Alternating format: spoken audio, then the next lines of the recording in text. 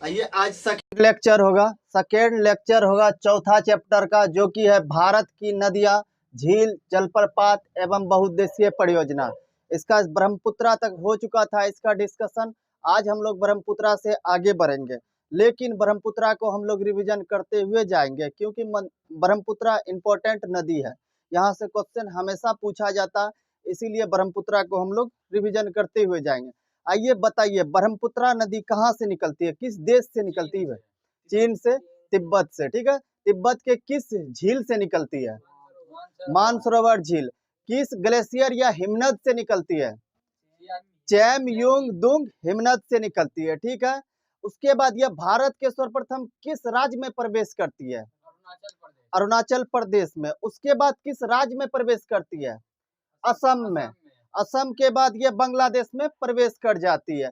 देखिए, इस दौरान ये भारत के कितने राज्यों से गुजरी?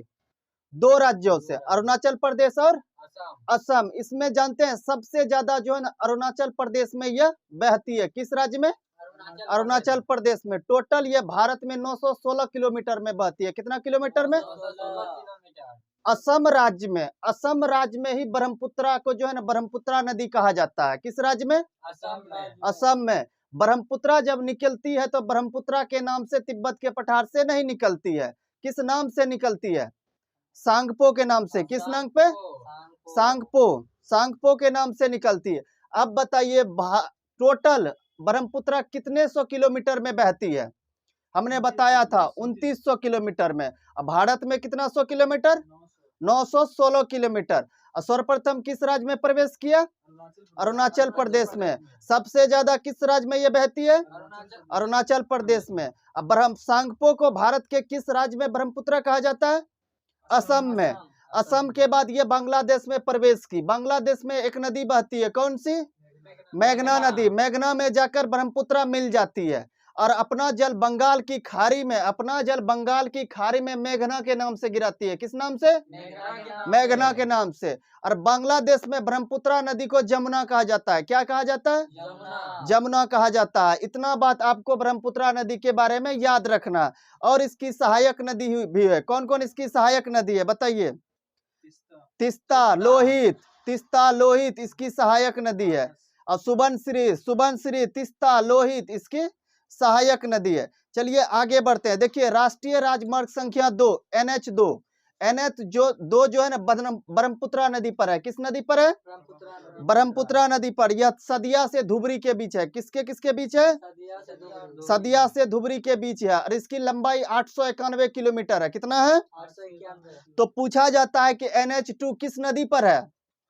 ब्रह्मपुत्रा नदी पर। कहां से कहां तक है? सदिया से धुबरी। सदिया से धुबरी। आगे इसका कितने किलोमीटर इसकी लंबाई है? 891 किलोमीटर। और इसका निर्माण जो 1988 में है। NH2 का निर्माण कब हुआ है? 1988 में। अब आइए सिंधु नदी तंत्र के बारे में पढ़ते हैं। सिंधु नदी तंत्र। देखिए, सिंधु नदी तिब्बत के मानसरोवर झील के सिंघी खम्मान हिमनद से निकलती है। तो बताइए, सिंधु नदी किस झील से निकलती है? तिब्बत के मानसरोवर झील से। और हिमनद पूछा जाएगा तो सिंघी खम्मान हिमनद। कौन सा हिमनद? सिंघी खम्मान हिमनद। तथा देखिए, इसके बाद ये पश्चिम बंगाल की ओर बहती है। किधर बहती है? पश्चिम की ओर बहती है। किधर बहती है? पश्चिम की ओर बहते हुए जो भारत के एकमात्र केंद्र शासित प्रदेश लद्दाख। कौन सा? लद्दाख से यह बहते हुए पाकिस्तान में प्रवेश कर जाती है। कहाँ करती है? पाकिस्तान में। तो पूछा जाएगा कि सिंधु नदी भारत के किस राज्य या केंद्र शासित प्रदेश से होकर बहती है? किस एक राज्य या केंद्र शासित प्रदेश से होकर बहती है? कहां से? लद्दाख से। और उसके बाद जो है ना सिंधु नदी अपना जल अरब सागर में गिराती है। कहां गिराती है? अरब सागर में। इसकी कुल लंबाई है 2880 किलोमीटर। कितना है? 2880 किलोमीटर। देखिए, सिंधु नदी को जो है ना पाकिस्तान का जीवन रेखा कहा जाता है। यह क्वेश्चन पूछा गया है कि पाकिस्तान की जीवन रेखा किस नदी को कहा जाता है? सिंधु नदी को। देखिए, सिंधु की कई सारी सहायक नदियां जैसे झेलम, चिनाब, रावी, सतलज, व्यास। बताइए सिंधु की सहायक नदियों का नाम बताइए। झेलम बोली, सतलज, यस। देखिए इनमें एक सहायक नदी है, इसका कौन? व्यास। कौन सी नदी? व्यास। व्यास एक ऐसी नदी है जो सिर्फ भारत में बहती है। कहाँ बहती है? भारत में। देखिए पहले याद रखिए, सिंधु की सहायक नदियों में से देखिए झेलम, चिनाब, रावी, व्यास, सतलज, ठीक है। और उसके बाद व्यास, इसमें से एक जो व्यास नदी है ये देखिए कहाँ पे बहती है? भारत में सिर्फ बहती है। कहाँ पर? भारत में। व्यास के अलावा सिंधु की अन्य सहायक नदियां भारत और बांग्लादेश दोनों में बहती है। भारत और बांग्लादेश दोनों में बहती है। किसके अलावा? सिर्फ व्यास के। तो ये क्वेश्चन पूछा जाएगा, व्यास की किन दो देशों में या फिर किन देशों में बहती है? ऑप्शन में भारत भी देगा, पाकिस्तान भी देगा, और उसके बाद भारत और पाकिस्तान दोनों देगा। तो क्या मारना है? भारत मारना है। हमने बताया है व्यास नदी जो है ना सिर्फ और सिर्फ भारत में बहती है। इसके अलावा सिंधु की अन्य सहायक नदियां भारत और पाकिस्तान दोनों में बहती है। तो इस चीज को याद रखना है आपको, ठीक है। चलिए आगे बढ़ते हैं। अब देखिए पढ़ते हैं सिंधु नदी जल समझौता। सिंधु नदी जल समझौता के बारे में पढ़ते हैं। देखिए सिंधु नदी जल समझौता तथा सिंधु तथा इसकी सहायक नदियां झेलम, चिनाब, रावी, व्यास, सतलज इत्यादि के जल को लेकर 1960 में, कब? 1960 में भारत और पाकिस्तान के बीच विश्व बैंक की अध्यक्षता में, किस बैंक की अध्यक्षता में? विश्व बैंक की अध्यक्षता में एक समझौता हुआ जिसको सिंधु जल समझौता कहा जाता है। यह समझौता कराची में हुआ था, पाकिस्तान के कराची में। अब बताइए सिंधु जल समझौता कब हुआ था? 1960 में। किन दो देशों के बीच हुआ था? भारत पाकिस्तान। इसकी अध्यक्षता किसने की थी समझौते की? विश्व बैंक ने। किसने की थी? विश्व बैंक ने। और यह समझौता हुआ कहाँ था? कराची में, जो पाकिस्तान में है, ठीक है। अब देखिए भारत की ओर से, भारत और पाकिस्तान के बीच समझौता हुआ था, तो भारत की ओर से पंडित जवाहरलाल नेहरू जो कि भारत के प्रधानमंत्री थे उस टाइम, तथा पाकिस्तान के राष्ट्रपति अयूब खान ने भाग लिया था। तो ये पूछा जाता है कि सिंधु नदी जल समझौता में भारत और पाकिस्तान के तरफ से किन लोगों ने भाग लिया था? तो भारत की तरफ से पंडित जवाहरलाल नेहरू, पाकिस्तान की तरफ से अयूब खान। कौन थे उस टाइम? पाकिस्तान के राष्ट्रपति थे। कौन थे? पाकिस्तान के राष्ट्रपति थे। देखिए इसमें यह डिसाइड किया गया कि सिंधु, झेलम और चिनाब, कौन सी नदी?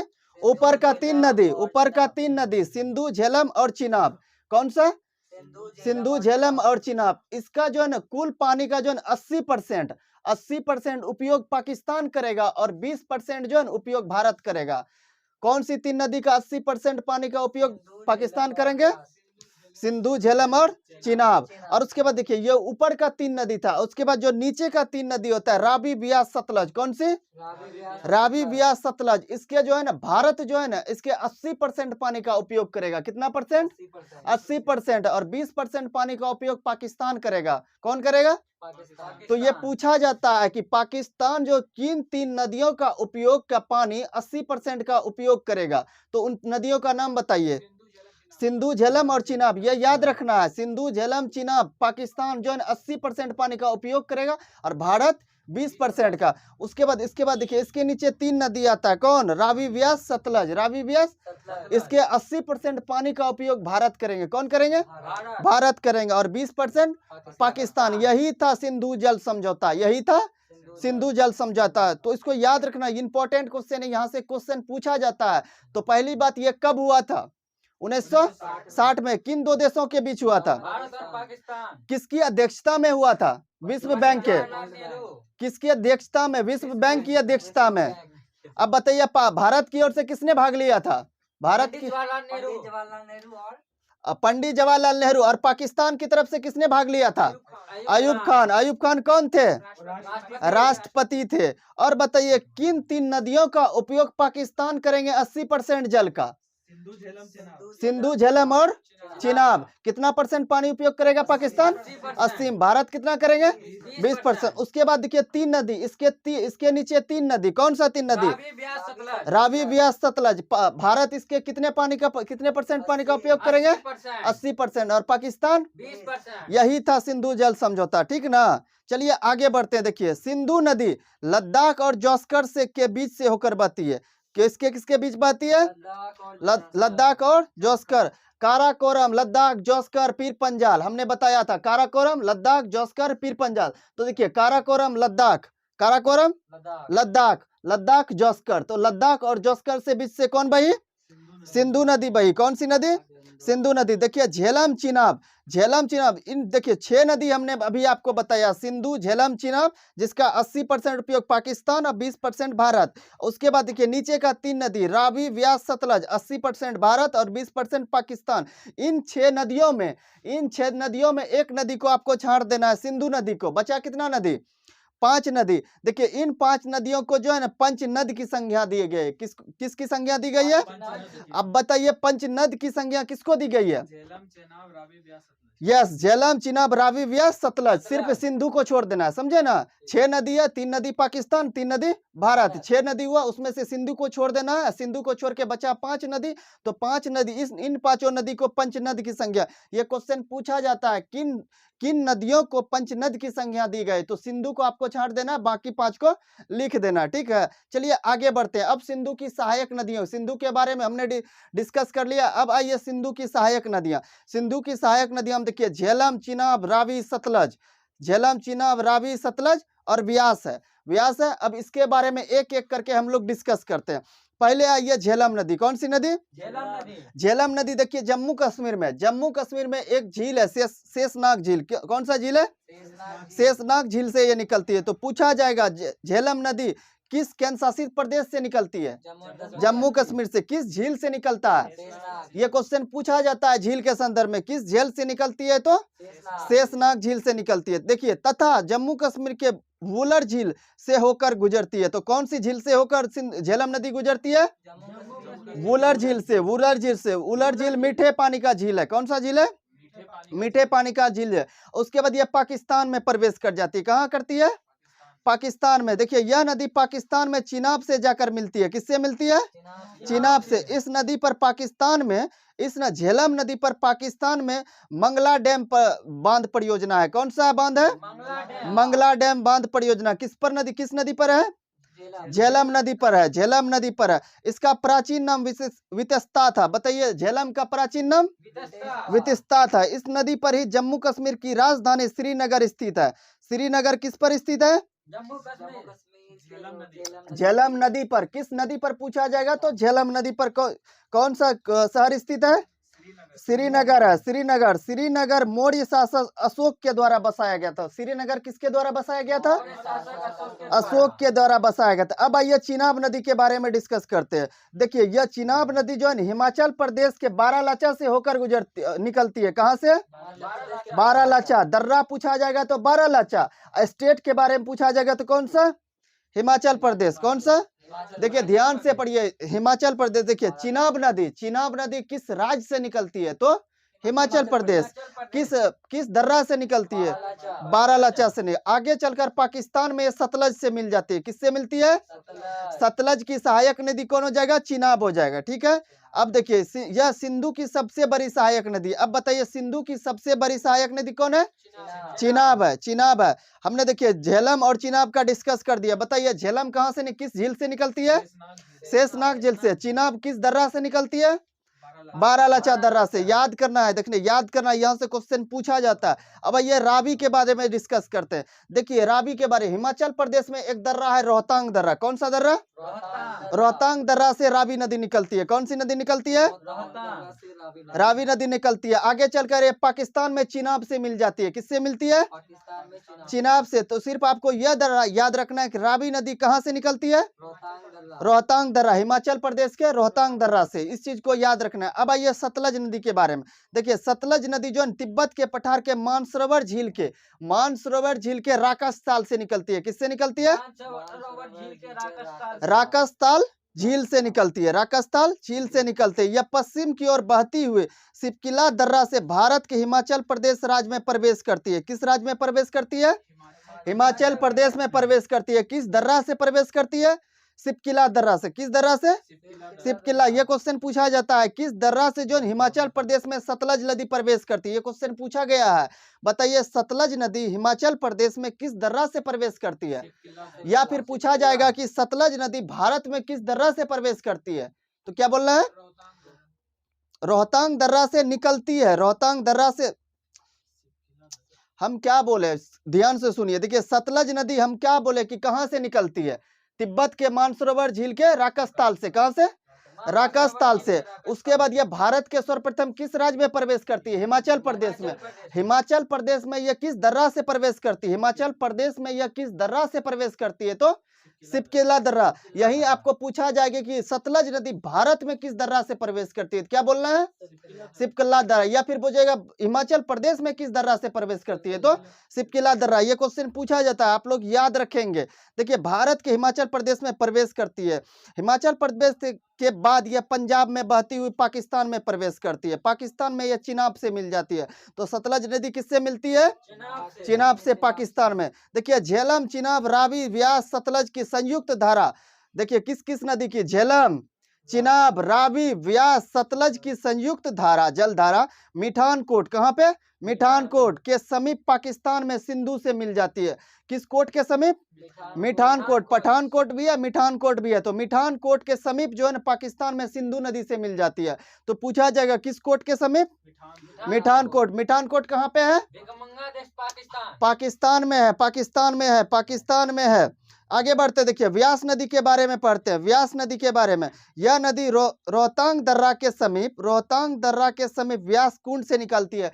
तो बताइए व्यास नदी कहाँ से निकलती है?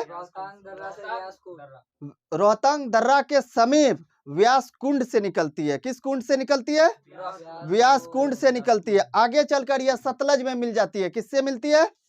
सतलज में मिल जाती है। यह सिंधु की एक ऐसी सहायक नदी है जो सिर्फ व्यास भारत में बहती है। इससे पहले भी हमने बताया था, व्यास नदी जो है ना एक ऐसी सहायक नदी है सिंधु की जो सिर्फ और सिर्फ भारत में बहती है। यह क्वेश्चन पूछा जाता है, सिंधु की ऐसी कौन सी सहायक नदी है जो सिर्फ और सिर्फ भारत में बहती है? तो क्या बोलना है?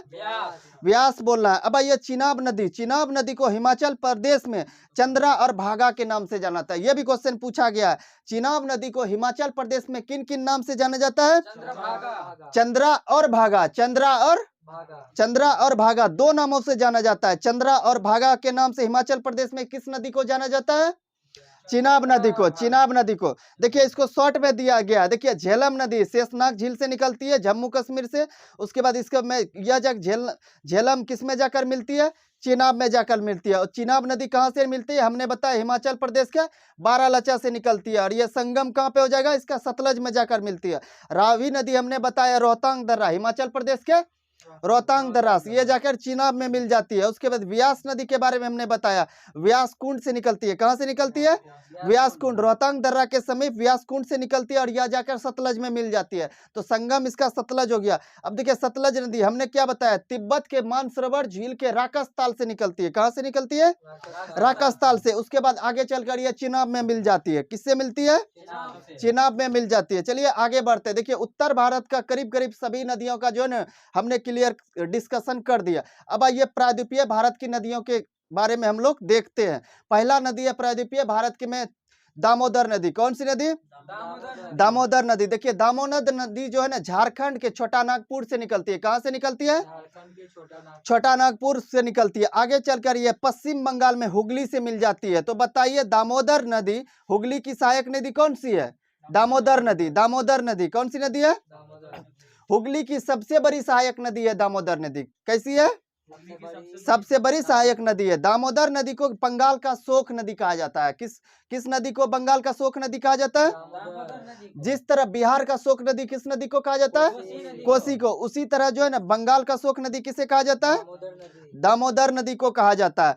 स्वतंत्र भारत की प्रथम नदी घाटी परियोजना, स्वतंत्र भारत की प्रथम नदी घाटी परियोजना दामोदर नदी घाटी परियोजना है। कौन सी है? दामोदर नदी घाटी परियोजना। इसका निर्माण 1948 में कब हुआ है? 1948 में हुआ है। देखिए यह परियोजना जो है यह परियोजना अमेरिका के टेनेसी नदी घाटी परियोजना के आधार पर स्थापित किया है। तो ये पूछा जाता है, देखिए दामोदर नदी घाटी परियोजना की निर्माण किस नदी घाटी परियोजना के आधार पर हुआ है? अमेरिका के टेनेसी नदी घाटी परियोजना पर। कौन सी नदी घाटी परियोजना? टेनेसी नदी घाटी परियोजना। इसका निर्माण कब हुआ है? 1948 में। कब हुआ है? 1948 में। यह भारत का प्रथम नदी घाटी परियोजना। कैसी है? प्रथम नदी घाटी परियोजना है। तो क्या नाम है उसका? दामोदर नदी घाटी। ये क्वेश्चन पूछा जाता है कि स्वतंत्र भारत की प्रथम नदी घाटी परियोजना कौन सी है? तो क्या बोलना है? दामोदर नदी घाटी। तो इसका निर्माण कब हुआ है? 1948 में। अमेरिका के किस नदी घाटी परियोजना के आधार पर हुआ है? टेनेसी नदी। कौन सी नदी? टेनेसी नदी घाटी परियोजना के आधार पर हुआ है। देखिए अब देखिए यह परियोजना पंचेत बांध, दामोदर नदी जो है ना, दामोदर नदी पर पंचेत बांध है। कौन सा बांध है? पंचेत बांध है। बराकर नदी पर मैथन बांध है। कौन सा बांध है? मैथन बांध है। इसके अलावा देखिए बाला पहाड़ी बांध है। बाला पहाड़ी बांध किस पर है? बराकर नदी पर। किस पर है? बराकर। तिलैया बांध, तिलैया बांध किस पर है? बराकर नदी पर। बराकर नदी पर 3 बांध है। पहला देखिए मैथन बांध। कौन सा बांध? मैथन बांध। दूसरा बांध बाला पहाड़ी बांध। कौन सा बांध? तीसरा तिलैया बांध। कौन सा बांध? तिलैया बांध। और हमने अभी बताया दामोदर नदी पर कौन सा बांध? पंचेत बांध। कौन सा बांध? पंचेत बांध। कोनारी नदी पर, कोनारी नदी पर कोनारी बांध। कौन सा बांध? किस नदी पर? कोनारी नदी पर। आगे बढ़ते हैं। भारत के प्रथम प्रधानमंत्री पंडित जवाहरलाल नेहरू ने नदी घाटी परियोजना यानी बहुउद्देशीय परियोजना को आधुनिक भारत के मंदिर की संज्ञा दी गई है। तो ये क्वेश्चन पूछा जाता है कि बहुउद्देशीय परियोजना को आधुनिक भारत के मंदिर की संज्ञा किस प्रधानमंत्री ने दी है? पंडित जवाहरलाल नेहरू ने। पंडित जवाहरलाल नेहरू ने। अब आइए स्वर्ण रेखा नदी के बारे में हम लोग देखते हैं। यह नदी देखिए छोटा नागपुर के पठार से निकलती है। छोटा नागपुर के पठार से कौन सी नदी निकलती है? स्वर्ण रेखा नदी है। छोटा नागपुर की पठार कहाँ पे है? झारखंड में है। झारखंड में है। उसके बाद देखिए पूरब की ओर बहती हुई, किधर बढ़ती है? पूरब की ओर बहती हुई अपना जल जो है बंगाल की खाड़ी में गिराती है। तो बताइए स्वर्ण रेखा नदी अपना जल कहाँ गिराती है? बंगाल की खाड़ी में। देखिए स्वर्ण रेखा नदी के तट पर ही जमशेदपुर शहर बसा है। कौन सा शहर बसा है? तो पूछा जाएगा जमशेदपुर शहर किस नदी के तट पर बसा है? स्वर्ण रेखा नदी। देखिए छोटा नागपुर की गंगा, स्वर्ण रेखा नदी को जो है ना छोटा नागपुर की गंगा कहा जाता है। तो किस नदी को छोटा नागपुर की गंगा कहा जाता है? स्वर्ण रेखा। तो ये क्वेश्चन पूछा जाता है, याद रखना है आपको। छोटा नागपुर की गंगा किसे कहा जाता है? स्वर्ण रेखा नदी को। अब बताइए जमशेदपुर शहर किस नदी के किनारे बसा है? स्वर्ण रेखा। निकलती कहां से है? झारखंड के छोटा नागपुर पठार से निकलती है। आगे बढ़ते हैं महानदी के बारे में। देखिए यह नदी छत्तीसगढ़ के सिंधावा पर्वत श्रेणी से निकलती है। तो महानदी कहां से निकलती है? किस राज्य से? छत्तीसगढ़ के। अब पर्वत के संदर्भ में पूछा जाएगा तो सिंधावा पर्वत श्रेणी। कौन सा? सिंधावा पर्वत श्रेणी। और ओडिशा राज्य में बहते हुए अपना जल बंगाल की खाड़ी में गिराती है। अपना राज्य कहाँ गिराती है? बंगाल की खाड़ी में। तो पूछा जाएगा महानदी कितने राज्यों में बहती है?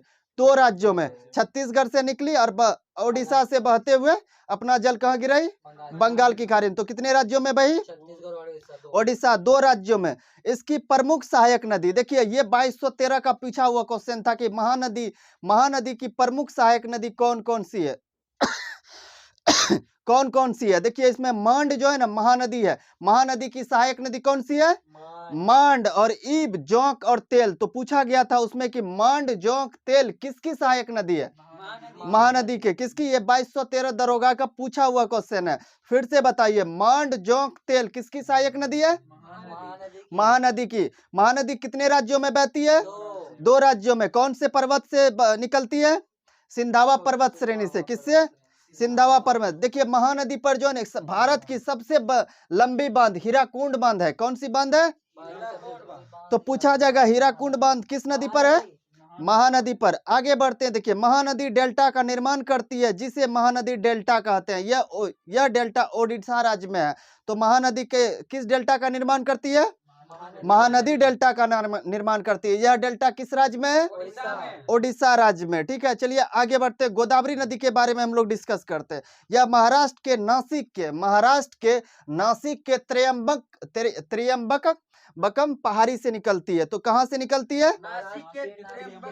त्र्यंबक पहाड़ी से निकलती है तथा पूरब की ओर बहती हुई अपना जल जो है बंगाल की खाड़ी में गिराती है। अपना जल कहाँ गिराती है? इसके दौरान जो है ये महाराष्ट्र से निकली, उसके बाद तेलंगाना में प्रवेश करती है, उसके बाद आंध्र प्रदेश में, उसके बाद आंध्र प्रदेश से प्रवेश करके जो है अपना जल जो है बंगाल की खाड़ी में गिराती है। कहाँ गिराती है? तो बताइए गोदावरी नदी किस पहाड़ी से निकलती है? हाँ महाराष्ट्र के नासिक के त्र्यंबकम पहाड़ी से निकलती है। और यह कितने राज्यों में बहती है? 3 राज्यों में। कौन सा राज्य है? महाराष्ट्र, तेलंगाना और आंध्र प्रदेश। आंध्र प्रदेश। ठीक है, अब आगे बढ़ते हैं। आंध्र प्रदेश के तट पर गोदावरी डेल्टा का निर्माण करती है। तो बताइए गोदावरी नदी किस राज्य में गोदावरी डेल्टा का निर्माण करती है? आंध्र प्रदेश में। आंध्र प्रदेश में करती है, आंध्र प्रदेश में करती है। अपना जल बंगाल की खाड़ी में गिराती है। इसकी टोटल लंबाई 1465 मीटर है, 1465 किलोमीटर है। तो इसकी कितनी लंबाई है? 1465 किलोमीटर। देखिए यह जो है ना दक्षिण भारत की सबसे लंबी नदी है। दक्षिण भारत की सबसे बड़ी लंबी नदी कौन है? गोदावरी नदी है। इसलिए इसे जो है ना दक्षिण गंगा कहा जाता है। तो पूछा जाता है कि दक्षिण गंगा किस नदी को कहा जाता है? गोदावरी। या फिर पूछा जाएगा कि वृद्ध गंगा किस नदी को कहा जाता है? गोदावरी को। वृद्ध गंगा। देखिए ये क्वेश्चन जो पूछा गया था, दक्षिण गंगा तो हर किसी को पता है, लेकिन पूछा जाएगा वृद्ध गंगा किस नदी को कहा जाता है? क्या बोलना है? गोदावरी नदी। गोदावरी नदी। अब आइए देखिए इसकी सहायक नदियों में पूछा जाता है। देखिए इसकी सहायक नदियों पे ध्यान दीजिएगा। इसकी सहायक नदियों में है पेनगंगा। कौन सी? वैनगंगा। कौन सी? वर्धा। कौन सी? मंजरा। कौन सी? इंद्रावती। कौन सी? प्राणहिता। कौन सी? तो इसकी सारी सहायक नदियों को आपको याद रखना है। फिर से बोलिए, पेनगंगा किसकी सहायक नदी है? गोदावरी की सहायक नदी है। वैनगंगा फिर किसकी सहायक नदी है? गोदावरी की। वर्धा किसकी सहायक नदी है? मंजरा किसकी सहायक नदी है? इंद्रावती किसकी सहायक नदी है? प्राणहिता किसकी सहायक नदी है? अब आइए हम लोग डिस्कस करते हैं कृष्णा के बारे में। गोदावरी डिस्कशन हो गया डिस्कशन। अब गोदावरी के बारे में करते हैं। देखिए महाराष्ट्र में एक स्थित है पहाड़ी जिसका नाम है महाबलेश्वर की पहाड़ी। कौन सी पहाड़ी? महाबलेश्वर की पहाड़ी से जो कृष्णा नदी निकलती है। कौन सी नदी? कृष्णा नदी। तो पूछा जाता है कि महाबलेश्वर की पहाड़ी किस राज्य में है? महाराष्ट्र में है। महाबलेश्वर की पहाड़ी से कौन सी नदी निकलती है? कृष्णा नदी निकलती है। तथा पूरब की ओर बहती हुई या महाराष्ट्र, कर्नाटक, तेलंगाना और आंध्र प्रदेश होते हुए अपना जल बंगाल की खाड़ी में गिराती है। तो बताइए कृष्णा नदी कितने राज्यों से होकर गुजरती है? 4 राज्यों से। यह क्वेश्चन पूछा जाता है कि कृष्णा नदी कितने राज्यों से होकर गुजरती है? 4 राज्यों से। पहला देखिए महाराष्ट्र। कौन सा? दूसरा कर्नाटक। कौन सा? तीसरा तेलंगाना। कौन सा? चौथा आंध्र प्रदेश। कौन सा? उसके बाद अपना जल कहाँ गिराई? बंगाल की खाड़ी में। देखिए यह नदी बंगाल की खाड़ी में जल गिराने से पूर्व आंध्र प्रदेश के तट पर कृष्णा डेल्टा का निर्माण करती है। तो बताइए कृष्णा नदी कृष्णा डेल्टा का निर्माण किस राज्य में करती है? आंध्र प्रदेश राज्य में करती है। अब देखिए इसकी सहायक नदी को भी आपको याद रखना है। इसकी सहायक नदी में पहला नदी है भीमा। कौन सा? दूसरा है तुंगभद्रा। कौन सा? तीसरा है घाटप्रभा। कौन सा? चौथा है मालप्रभा। कौन सा? तो इसकी फिर से हम बता रहे हैं। देखिए भीमा किसकी सहायक नदी है? कृष्णा की। तुंगभद्रा किसकी सहायक नदी है? घाटप्रभा किसकी सहायक नदी है? मालप्रभा किसकी सहायक नदी है? ये भी क्वेश्चन पूछा गया कि घाटप्रभा किसकी सहायक नदी है। तो क्या बोलना है? कृष्णा। देखिए इसकी कुल लंबाई 1400 किलोमीटर है। कितना है? 1400 किलोमीटर। 1400 किलोमीटर। ये देखिए दक्षिण भारत की दूसरी सबसे लंबी नदी है। तो पूछा जाएगा कि दक्षिण भारत की दूसरी सबसे लंबी नदी कौन सी है? कितनी लंबाई है? अगर जब पहला पूछा जाएगा सबसे लंबी नदी दक्षिण भारत का, गोदावरी। कितनी लंबाई है? 1465। कितना है? 1465। और कृष्णा का 1400। आइए आगे बढ़ते हैं कावेरी नदी के बारे में। देखिए कावेरी नदी कर्नाटक के ब्रह्मगिरी पहाड़ी से निकलती है। देखिए इस चीज को याद रखिएगा। कावेरी नदी से रिलेटेड जो है ना हर एक एग्जाम में क्वेश्चन पूछा गया। तो बताइए कावेरी नदी किस पहाड़ी से निकलती है? ब्रह्मगिरी पहाड़ी से। कहां से? ब्रह्मगिरी की पहाड़ी किस राज्य में है? कर्नाटक में। कहां पर है? कर्नाटक में। उसके बाद यह पूरब की ओर बहती हुई तमिलनाडु के तट पर अपना जल बंगाल की खाड़ी में गिराती है। तो ये बताइए कितने राज्यों में बही? देखिए पहला कर्नाटक से निकली, दूसरा तमिलनाडु में, उसके बाद अपना जल कहाँ गिराई? बंगाल की खाड़ी में। तो कितने राज्यों से? 2 राज्यों से। तो पूछा जाएगा कावेरी कितने राज्यों से बहती है? 2 राज्यों से। निकलती कहाँ से है? कर्नाटक की किस पहाड़ी से? ब्रह्मगिरी पहाड़ी से। किस पहाड़ी से? ब्रह्मगिरी पहाड़ी से। देखिए यह नदी जो तमिलनाडु के तट पर कावेरी नदी डेल्टा का निर्माण करती है। तो बताइए कावेरी नदी डेल्टा का निर्माण कावेरी नदी किस तट पर करती है? तमिलनाडु के तट पर। तमिलनाडु के तट को क्या कहा जाता है? कोरोमंडल तट। क्या कहा जाता है? और केरल के तट को मालाबार तट। कौन सा तट? मालाबार तट। देखिए इसकी लंबाई 800 किलोमीटर है। कितनी है? 800 किलोमीटर लंबी है। कौन सी नदी? कावेरी नदी। देखिए दक्षिण भारत के लोग इसे सबसे पवित्र नदी मानते हैं। जिस तरह देखिए उत्तर भारत के लोग सबसे पवित्र नदी किसको मानते हैं? गंगा को।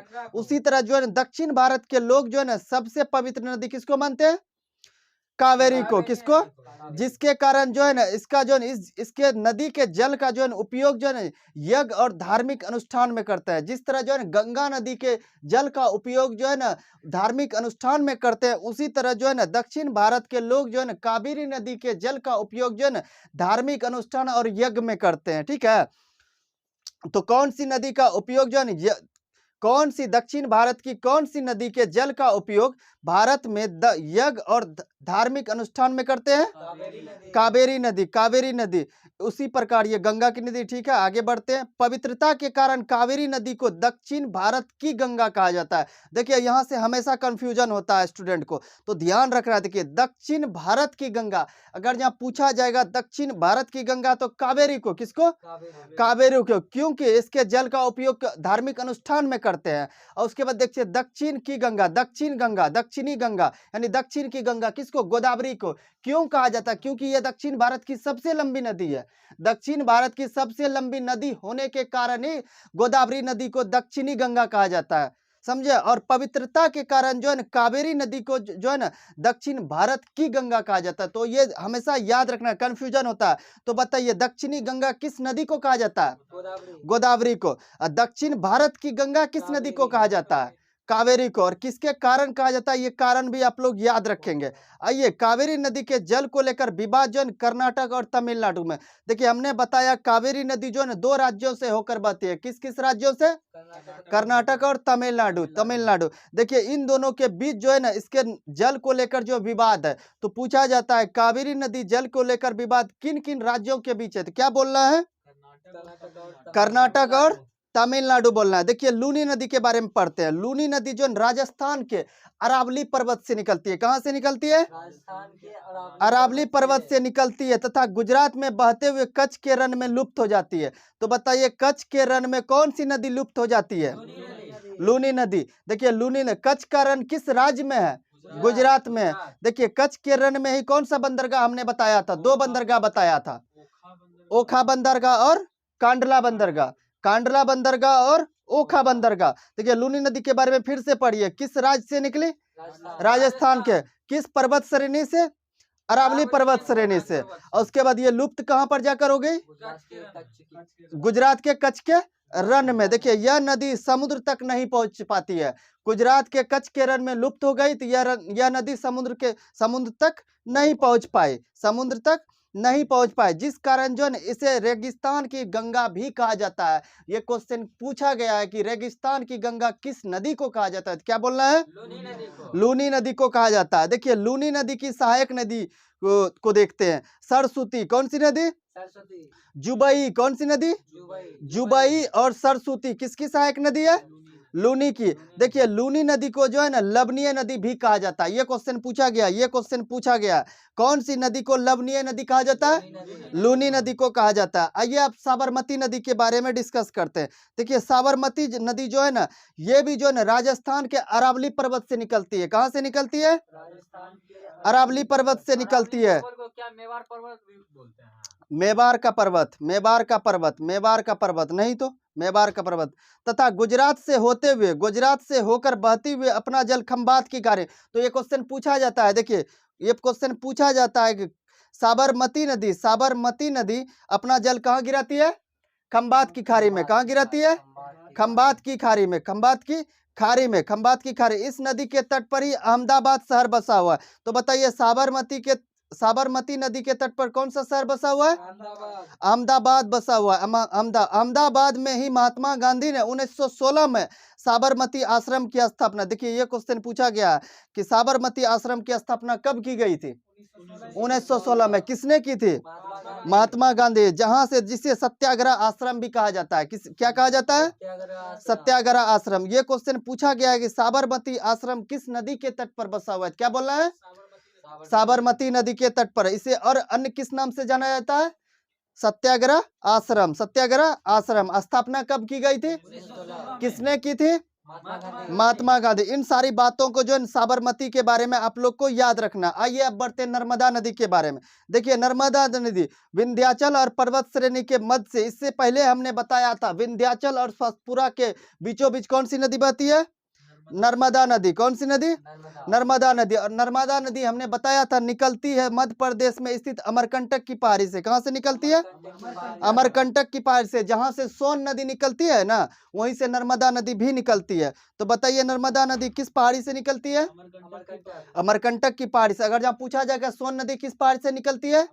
अमरकंटक की पहाड़ी से। तथा इन दोनों पर्वत श्रेणियों के मध्य से होकर गुजरती है। देखिए हमने बताया विंध्याचल और सतपुरा के मध्य से कौन गुजरे? नर्मदा नदी। कौन सी नदी? नर्मदा नदी। गुजरात राज्य के तट पर अपना जल खंभात की खाड़ी में। तो नर्मदा नदी अपना जल कहाँ गिराती है?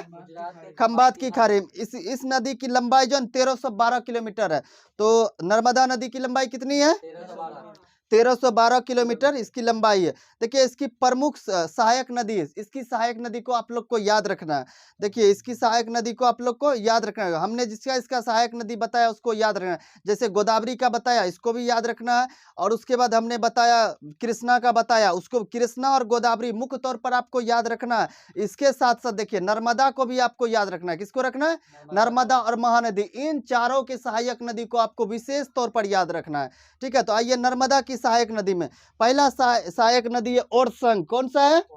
ओरसंग। तवा। कौन सा? तवा। बंजर। कौन सा? बंजर। शेर। कौन सा? शेर। ये क्वेश्चन पूछा गया है कि तवा किसकी सहायक नदी है? क्या बोलना है? नर्मदा की। इंपोर्टेंट क्वेश्चन, यहाँ से क्वेश्चन 2213 में पूछा गया था कि औरंग किसकी सहायक नदी है? औरंग के बारे में पूछा गया था। औरंग किसकी सहायक नदी? क्या बोलना है? नर्मदा। ये 2213 का पीटी का पूछा हुआ क्वेश्चन था। ठीक है, आगे बढ़ते देखिए अमरकंटक की पहाड़ी से निकलने वाली नर्मदा और सोन नदी की धारा ठीक एक दूसरे के विपरीत। हमने अभी बताया कि नर्मदा किधर बहती है? पश्चिम की ओर बहती है और अपना जल खंभात की खाड़ी में गिराती है। वहीं सोन हमने क्या बोला था? दक्षिण से उत्तर की ओर बहती है। दक्षिण से उत्तर की ओर बहती है। सोन किसकी सहायक नदी थी? गंगा की सहायक नदी। देखिए एक दूसरे के अपोजिट, ये पश्चिम तो ये उत्तर, एक दूसरे का अपोजिट। तो ये पूछा जाता है, तो ये पूछा जाता है सोन और नर्मदा एक दूसरे के विपरीत बहती है। एक दूसरे के विपरीत बहते हैं। जहां एक तरफ नर्मदा पश्चिम की ओर, एक तरफ नर्मदा पश्चिम की ओर, तो सोन उत्तर पूरब की ओर, उत्तर पूरब की ओर। तो इस चीज को आपको याद रखना है विशेष तौर पर। चलिए आगे बढ़ते हैं, ताप्ती नदी के बारे में बढ़ते हैं। देखिए ताप्ती नदी हमने आपको बताया था इससे पहले कि विंध्याचल सतपुरा के दक्षिण से, यानी सतपुरा के नीचे समझ लीजिए विंध्याचल है, ये सतपुरा इसके नीचे ये ताप्ती नदी समझ लीजिए, ये ताप्ती नदी। तो ताप्ती नदी कहां से बहती है? सतपुरा के दक्षिण भाग से होकर गुजरती है। दक्षिण भाग से होकर गुजरती है। यह नदी मध्य प्रदेश के बैतूल जिले के महादेव पहाड़ी से निकलता है। तो आपको जिला के संदर्भ में भी क्वेश्चन पूछा गया। तो बताइए ताप्ती नदी किस राज्य से निकलती है? मध्य प्रदेश। किस जिले से निकलती है? मध्य प्रदेश के बैतूल जिला। पहाड़ी के संदर्भ में पूछा गया, कौन सी पहाड़ी? महादेव की पहाड़ी। कौन सी पहाड़ी? महादेव की पहाड़ी। तथा पश्चिम की ओर बहती हुई अपना जल जो है ना गुजरात के तट पर खंभात की खाड़ी में गिराती है। कहाँ गिराती है? खंभात की खाड़ी में अपना जल गिराती है। देखिए इसकी कुल लंबाई 730 किलोमीटर है। कितना है? 730 किलोमीटर। देखिए 730 किलोमीटर या फिर 24 किलोमीटर, 30 किलोमीटर आपको जो है ना याद रखना है, क्योंकि जितना भी जो है ना इंपॉर्टेंट बुक जो है ना उसमें 730 दिया है, तो आपको 730 याद रखना है। अगर 724 है 724 मारना है, लेकिन मुख्य तौर पे जो है 730 याद रखना है। ठीक है, देखिए इसकी प्रमुख सहायक नदियों में अरुणावती। कौन सी? अरुणावती, मुरना कौन सी, मुरना, गिरना कौन सी। गिरना, इसकी भी आपको सहायक नदी याद रखनी है। ताप्ती की सहायक नदी हमने 3 सहायक नदी बताई। अरुणा कौन सी, अरुणा, मुरना कौन सी, मुरना, गिरना कौन सी। गिरना, इन तीनों को याद रखना है। देखिए हमने आपको सब नदी का जो है ना किलोमीटर में बताया, कौन नदी कितना किलोमीटर में बहता है, तो इसका जो है ना सजाने दे देता है सबसे बड़ा से छोटा क्रम में, बड़ा से छोटा क्रम में। हमने सबसे अधिक किसका बताया था, ब्रह्मपुत्र का, गोदावरी का। दक्षिण भारत के संदर्भ में, दक्षिण भारत के सबसे पहले क्या बताया था, गोदावरी 1465 किलोमीटर। उसके बाद किसका बताया था, कृष्णा का 1400 किलोमीटर। किसका बताया था, कृष्णा का 1400 किलोमीटर। उसके बाद देखिए किसका, नर्मदा का 1312 किलोमीटर बताया था। उसके बाद कावेरी बताया था 800 किलोमीटर बताया। उसके बाद ताप्ती बताया 730 किलोमीटर। आपको जो है इसका क्रम याद करना है, सबसे बड़ा सबसे ज्यादा कौन बहती है, उसके बाद कौन बहती है, उसके बाद ये क्रम पूछा जाता है। आपको क्रम याद रखना है, साथ ही साथ कहाँ से निकलती है, कितने राज्यों में बहती है, इसकी कौन सी सहायक नदी है, इन सारी बातों के बारे में जो है आप लोग को याद रखनी है। चलिए आगे बढ़ते हैं। नर्मदा और ताप्ती प्रायद्वीपीय भारत की एक ऐसी नदियां जो डेल्टा का निर्माण नहीं करती है। हमने इससे पहले बताया था कि नर्मदा और ताप्ती एस्चुरी का निर्माण करती है। किसका करती है, एस्चुरी का निर्माण नहीं करती है। तो ऑब्वियसली जो है डेल्टा का निर्माण नहीं करती है। तो बताइए नर्मदा और ताप्ती किसकी निर्माण करती है, एस्चुरी का निर्माण करती है। ये क्वेश्चन पूछा जाता है, आपको याद रखना है। अब देखिए दूसरा, सतपुरा के उत्तर से होकर नर्मदा नदी बहती है। देखिए सतपुरा हमने क्या बोला, विंध्याचल सतपुरा के विंध्याचल और सतपुरा, इसके बीच से कौन, नर्मदा। सतपुरा के देखिए उत्तर हो गया और विंध्याचल के दक्षिण हो गया। तो देखिए सतपुरा के उत्तर से कौन सा नदी बहती है, नर्मदा। विंध्याचल के दक्षिण से कौन बहती है, नर्मदा। और हमने बताया कि सतपुरा के नीचे कौन सी है, ताप्ती। तो सतपुरा के दक्षिण से कौन सी नदी बहती है, ताप्ती। इस तरह से आपको याद रखना है। देखिए एक ही बात है लेकिन 4 बार घुमा के पूछा गया, तो आपको जो है ना अच्छे से इसको जो है ना याद रखना है। आगे बढ़ते हैं, चलिए देखिए सतपुरा के उत्तर से हमने बताया कौन सी नदी बहती है, नर्मदा नदी। कौन सी, नर्मदा।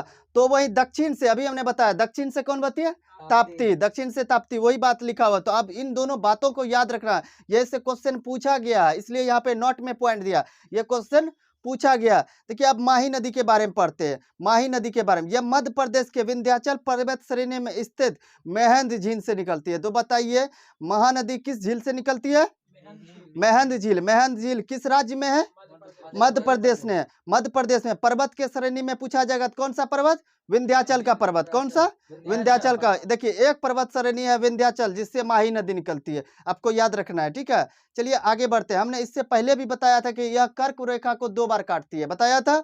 तो बताइए कर्क रेखा को 2 बार कौन सी नदी काटती है, माही नदी। और यह अपना जल जो खंभात की खाड़ी में गिराती है। कहाँ गिराती है, गुजरात के तट पर है खंभात की खाड़ी। चलिए अब आते हैं पेरियार नदी के बारे में। कहाँ पे, पेरियार नदी। यह नदी जो अन्नामलाई की पहाड़ी से निकलती है। अन्नामलाई की पहाड़ी किस राज्य में है, केरल राज्य में है। और यहाँ पूछा जाएगा दक्षिण भारत की सबसे ऊंची चोटी कौन सी है, अनायमुरी। अन्नामलाई की पहाड़ी पर ही अनायमुरी स्थित है, ठीक ना। देखिए तो पेरियार नदी कहाँ से निकलती है, अन्नामलाई की पहाड़ी से, अन्नामलाई की पहाड़ी से निकलती है तथा अपना जल अरब सागर में गिराती है। तो पेरियार नदी कहाँ जल अपना गिराती है, अरब सागर। देखिए अरब सागर में इससे पहले नर्मदा भी गिराई थी और उसके बाद पेरियार भी गिराई। पेरियार, ये क्वेश्चन पूछा जाएगा कि पेरियार नदी अपना जल किधर गिराती है, किस सागर में। तो क्या बोलना है, अरब सागर में। देखिए यह केरल की सबसे लंबी नदी है। तो पूछा जाएगा कि केरल की सबसे लंबी नदी कौन सी है, पेरियार नदी। कौन सी, पेरियार नदी भी है और पेरियार नेशनल पार्क भी है। वहां पे पूछा जाएगा पेरियार नेशनल पार्क कहाँ पे है, केरल में है। अब आइए मांडवा नदी के बारे में पढ़ते हैं। यह नदी कर्नाटक के बेलगांव से निकलती है। बताइए कर्नाटक के बेलगांव से कौन सी नदी निकलती है, मांडवा नदी। कौन सी नदी, मांडवा नदी निकलती है तथा गोवा में बहती हुई अपना जल अरब सागर में गिराती है। तो बताइए मांडवा नदी अपना जल किधर गिराती है, अरब सागर में गिराती है। देखिए गोवा की राजधानी जो है पणजी, गोवा की राजधानी पणजी इसी मांडवी नदी के तट पर स्थित है। बताइए गोवा की राजधानी पणजी किस नदी के तट पर स्थित है, मांडवी नदी। मांडवी नदी, ये क्वेश्चन पूछा गया है कि मांडवी नदी के तट पर कौन सा शहर बसा हुआ है, गोवा का कौन सा, पणजी। कौन सा, जो गोवा की राजधानी है पणजी बसा हुआ। आइए आते हैं आगे बढ़ते हैं। शरावती नदी, कौन सी नदी, शरावती नदी क्या भैया? कर्नाटक के शिमोंग जिले से निकलती है। तो शरावती नदी कहाँ से निकलती है? शिमोंग जिले, कर्नाटक के शिमोंग जिले से निकलती है तथा अपना जल अरब सागर में गिराती है। देखिए शरावती नदी भी अपना जल कहाँ गिराई? अरब सागर में गिराई। इससे पहले मांडवा भी गिराई थी, पेरियार भी गिराई थी, इससे पहले नर्मदा भी गिराई थी। ठीक है, तो बताइए शरावती नदी कहाँ से निकली? कर्नाटक के शिमोंग जिले से निकाली, अपना जल कहाँ गिराई? अरब सागर में। यह कर्नाटक की एक प्रमुख नदी है। देखिए एक कर्नाटक की प्रमुख नदी कौन सी नदी है? शरावती नदी। इस नदी पर ही जोग गरसप्पा जलप्रपात है। जोग या फिर गरसप्पा जलप्रपात किस नदी पर है? शरावती। ये क्वेश्चन पूछा जाता है कि जोग या गरसप्पा जलप्रपात किस नदी पर है? शरावती नदी पर है, ये याद रखना है आपको। अब आइए बहुउद्देशीय परियोजना। बहुउद्देशीय परियोजना, बहुउद्देशीय परियोजना के ऊपर बांध बनाकर एक से अधिक उद्देश्य। देखिए बहुउद्देशीय परियोजना पर बांध क्यों बनाया जाता है? देखिए इसका उद्देश्य क्या है? बांध बनाने के का उद्देश्य क्या है? बाढ़ को नियंत्रित करना। किसको? बाढ़ को नियंत्रित करना, बाढ़ को नियंत्रित करना। आइए बहुउद्देशीय परियोजना जी। देखिए ये नदी बहुउद्देशीय परियोजना जो है ना बहुत बड़ा चैप्टर है, जो है ना आज टाइम भी हो गया। हम लोग जो है ना नेक्स्ट क्लास में जो है ना परियोजना का जो है ना सारा डिस्कस करेंगे। जितने भी परियोजना है सब का डिस्कस जो है ना हम लोग नेक्स्ट क्लास में करेंगे। तो आप लोग जो है ना नदी से जो दक्षिण भारत की प्रायद्वीपीय नदी हमने जितना बताया उसको आप लोग को रिविजन करना है। इसका हमने एक वीडियो में बना दिया। उसके बाद उत्तर भारत की जो प्रमुख नदी है उसका भी हमने एक वीडियो में बना दिया। तो नेक्स्ट क्लास में जो है ना हम बहुउद्देशीय परियोजना के बारे में डिस्कस करेंगे। अगर आपको ये क्लास पसंद है तो लाइक जरूर कीजिएगा, साथ ही साथ कमेंट कीजिएगा। आपके एक कमेंट से जो हमें मोटिवेट मिलेगा और हम जो है आगे वीडियो बनाने के लिए जो उत्साहित रहेंगे। तो आप लोग कमेंट जरूर कीजिएगा और लाइक कीजिएगा। अगर आपको पसंद है साथ ही साथ शेयर जरूर कीजिएगा। बहुत बहुत धन्यवाद।